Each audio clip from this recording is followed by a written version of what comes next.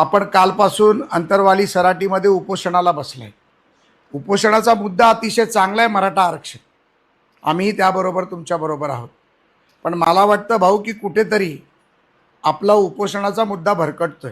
आपण म्हणता की प्रसाद लाड, प्रवीण दरेकर राजकारण करतात. मी म्हणतो आम्ही राजकारण करत नाही, आम्ही राजकारणच करतो. आणि आमचा तो राजकारण हा पिंड आहे, पण समाजकारण हे आमचं ध्येय आहे.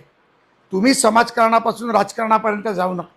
आणि जर खरंच तुम्हाला राजकारणात यायचं असेल तर मी स्वतः आमदारकीचा राजीनामा द्यायला तयार आहे आणि माझ्या जागी तुम्हाला निवडून आणायला तयार आहे. सभागृहात या, सभागृहात चर्चा करा. नाही तर मला चर्चेला बोलवा म्हणून पुन्हा तुम्हाला एकदा आवाहन करतो. भाऊ, माझी विनंती तुम्ही मान्य करा. एकदा तरी मला चर्चेला बोलवा आणि नाहीतर राजकारणात येण्याचा निर्णय घ्या. मी आणि प्रवीण दरेकर राजीनामा देतो. आपण आपले सहकारी सभागृहात या आणि निश्चितपणे आपला मुद्दा ठामपणे सभागृहात मांडा. आम्ही तुम्हाला मैदानात साथ द्यायला तयार आहोत. जय हिंद, जय महाराष्ट्र. मला कुठं मराठ्यांची गरज, सरकारला मराठ्यांची कधीच गरज नव्हती. पुढं नसणारे त्यांना फक्त मराठ्यांच्या मतं लागतात, मराठ्यांचे प्रश्न सोडवायचे. ते कशाला संपर्कात असतात? ते छगन भुजबळ संघ संपर्क करत दंगली गाडीवर म्हणून, जाती जातीत भांडणं लावा म्हणून तिकडे संपर्क करतात. मराठ्याच्या गावांनी रॅल्या काढ, छगन भुजबळ सांगते सर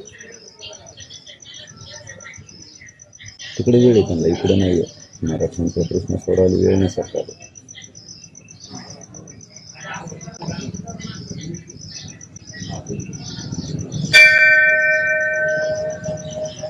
मुख्यमंत्री आणि शरद पवार यांची शक्यता आहे, आरक्षणावर चर्चा होऊ शकते. काही आरक्षणावर तर ते जाती जाती दंगली लावायला चर्चा करते. मराठ्याचे प्रश्न सोडायला दोघाला वेळ.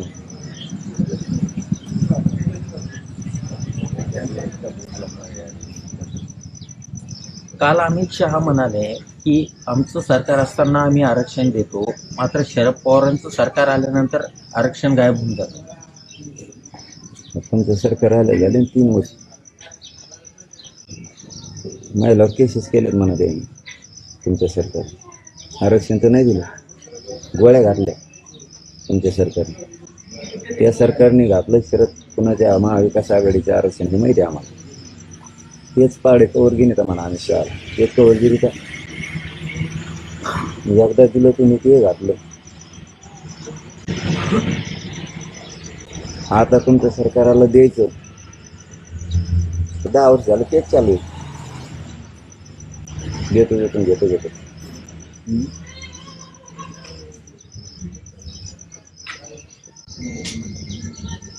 बरं आमच्या अंगाच्या आग व्हायला लागलं. सारखं पोटातलं पाणी सुद्धा तोंडाच्या माध्यमातून बाहेर पडायला लागलं. दुसऱ्या दिवशी या 7व्या 8व्या दिवशी पुढत असतं. इकडे कुठं लक्ष आहे सरकारला द्यायला आणि शहा साहेब आहेत सरकार.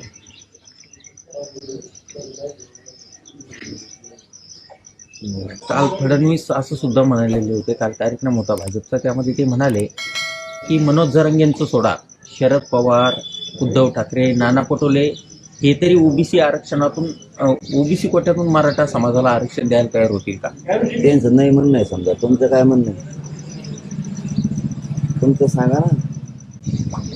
त्यांचं नाही म्हणणं आहे समजा, असं उदाहरण धरून चालू येत नाही ते म्हणजे त्याचा अर्थ किंवा तुमचं म्हणणं काय द्यायचं आहे का नाही? तोवर घातले का एकामेका तुमचं बी म्हणणं सांगा ना. ओबीसी कोटे घेऊन द्यायचं नाही,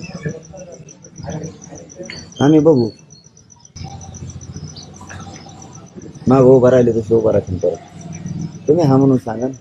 वर दोघं वापर करता तुम्ही मराठी. महाविकास आघाडीवाले ओबीसी पण बोलणार नाहीत आरक्षणाला, महायुतीवाले बोलणार नाही. जर महाविकास आघाडीवाले नाही म्हणत असले तुम्ही हा म्हणा, मराठी तुमच्या साथ देते.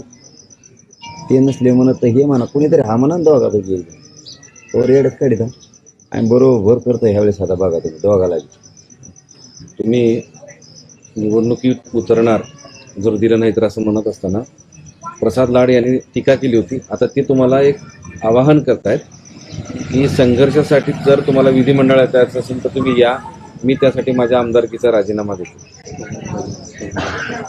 म्हणजे मॅनेज करावं मला लाड.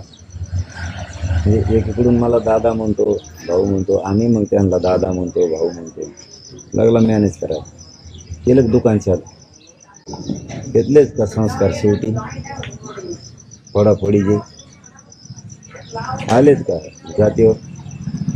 खरी जात दिसलीच का तुमची राजकीय जात? शेवटी नाही वळायचा रक्त तुमचा रे जातीकडं. नाही वळायचं यार तुमचा रक्त जाती. शेवटी फोडाफोडी मॅनेज करणं. आमदारकी देतो, मी बाजूला जातो. लई गचळ लोक माणसं होतात, गचळ.